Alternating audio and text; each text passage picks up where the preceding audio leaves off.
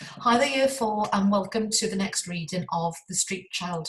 Now, yesterday we left the story at a really important point because Jim Jarvis has attempted to escape from Grimy Nick.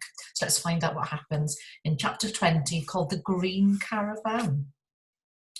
Jim woke to the sound of horses, a thudding of hooves that made the earth shake. He ran to the edge of his field and scrambled through the thickness of trees until he came to a wide clearing in another field. There must have been 20 or more horses being exercised all in a ring. In the centre of the ring, a man stood with a whip, lashing the ground with it and shouting out commands which made the horses stop, rear, turn, and trot in the other direction.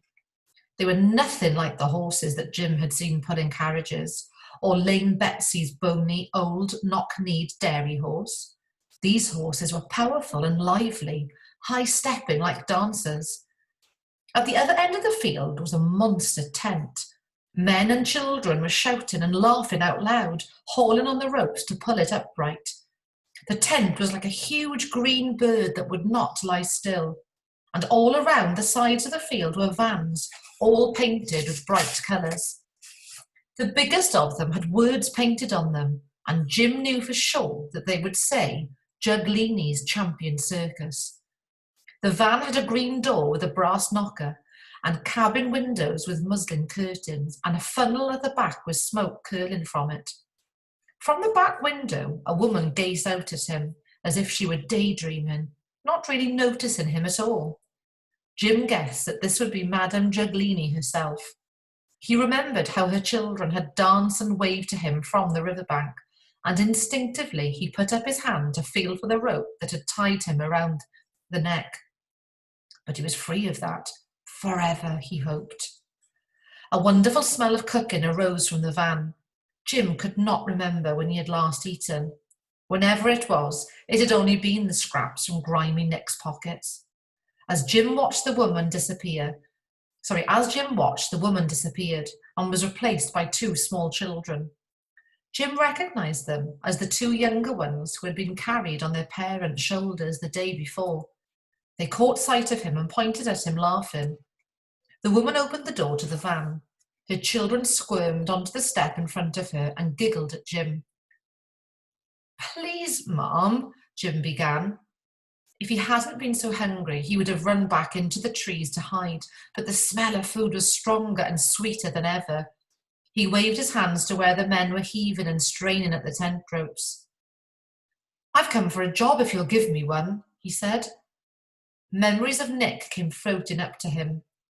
What have I done, he thought. What's happened to Nick? Immediately, hunger chased the thoughts away. Eat first and then think. That was best. "I'll help to put the tent up. I'll muck out the horses and clean them up bright and smart. And I don't want money, missus." "Don't want money?" Madame Juglini frowned down at him. "I've never heard that before." "If you'll feed me, missus," Jim said, all his confidence gone, "I'll do anything." He gazed at the little van, and his old longing rose up in him again.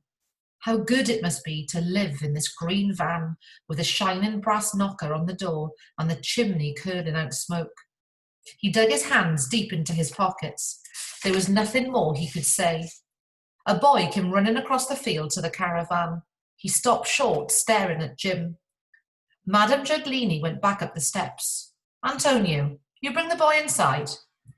Jim followed the boy Antonio into the van and gazed around the bright cushions and curtains, at the small fire crackling in its burner, and at all the neat, shiny fittings. He had never seen anything that looked so much like a home. He was conscious now of his filthy hands and broken, blackened nails, and of the tattered state of his clothes. Madame Juglini gave him some food and watched him while he ate. She knew the white marks around his eyes for what they were. She sighed. "We have a busy day. We have a costume to make for the strongest man in the universe. The last strongest man ran away with a flying lady and took his clothes with him."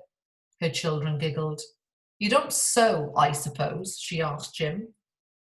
Jim could have told her about the weeks he had spent making sacks in the workhouse, but he didn't in case it was a trick question. He shrugged. I might be able to, he said. The small children laughed at him. Mr. Giuglini came in, rubbing his hands together, and tousled Jim's hair as if he was quite used to seeing him sitting at his table. A cloud of black dust rose from Jim's head, and Antonio pretended to dodge away from him, coughing. This boy says he wants a job, his wife said. Mr. Giuglini sat down opposite Jim and stared at him. Then he leaned towards him. Now, tell me true, he asked. Have you run away from home? His black eyes seemed to burn right inside Jim's. Jim felt the scorch of tears and tried to rub them away.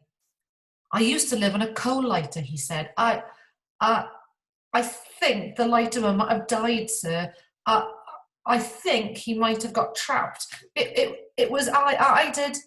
Madame Giuglini and her husband exchanged glances. He can whiten the harnesses with Antonio. There's a job. Let's see how well he does. Giuglini smoothed his moustache and went quickly out of the van. Jim gazed after him, so many words tumbling about in his head that he couldn't find a single one to say. Right, chapter 21. Chapter 21 is called Circus Boy. By midday, the huge tent was up, and sawdust had been scattered in its ring. Madame Giuglini was away for most of the day, but came back at dusk, just as the lanterns were lit around the field, hanging from trees like ripe orange fruit. The tent glowed with yellow gaslight. Jim and Antonio stood by the gates of the field, beating drums, and the circus band paraded around the tent, trumpets blaring into the twilight. Bats skittered over their heads like black rags. Up the lane came a rumble of wheels, and the children of the circus cheered. The people are coming! The people are coming! At the door flap of the tent, Madame Giuglini was taking money and shouting, roll up for the greatest show on earth. See the flying horses of Arabia. See Madame Bombardini as she flies through the air. See the strongest man in the universe. Jim and Antonio ran inside the tent and wriggled underneath the tiers of benches. They squatted there, arms folded, beneath the drumming feet of the impatient audience.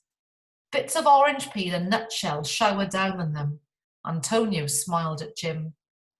It would be all right now. Everything would be all right. Tonight Jim would sleep in the green caravan with the brass door knocker, and tomorrow he would help to take down the big tent with the men and the children. He would march in the procession with his drum, roll up, roll up. He closed his eyes, letting the music and the voices swirl around him. Antonio nudged him. The drum started up a booming roll. The crowd roared, and Mr. Giuglini ran into the ring and cracked his whip for silence. The band blazed, and into the ring ran the horses, the beautiful, powerful horses, scudding and shining, the thundering, billowing horses. Giuglini cracked his whip again, and the horses reared onto their back legs, and into their circle another horse galloped, with a woman standing on the saddle, her skirt tucked up high. As the crowd cheered, she leaned right back, her arms outstretched, and somersaulted. 1, 2, 3, Giuglini shouted. 4, 5, 6, the crowd roared. Over she went and over again, and came up each time smiling and proud. Jim cheered and clapped. He wanted to stand up and shout, "Hooray for Giuglini's circus!" It was then, as the horses turned with a swish of their tails and a prancing of long legs, that Jim saw the thing he had never thought to see again in his life. The entrance flap of the tent was lifted up briefly. He could just make out the face of Madame Giuglini, peering and anxious. He saw her hand stretched up to receive a coin, and next to hers, another face, looming in the glow of the lantern, a blackened face, and square, with hair like a slipping thatch, and eyes that bulged through like lamps. Oh no, I wonder who that is, who has turned up at the circus tent just when we thought that things were going to go smoothly for Jim and he had found somewhere to stay. tune in tomorrow to find out what happens in chapter 22. And it's called On the Run Again. Hwyl fawr blwyddyn pedwar.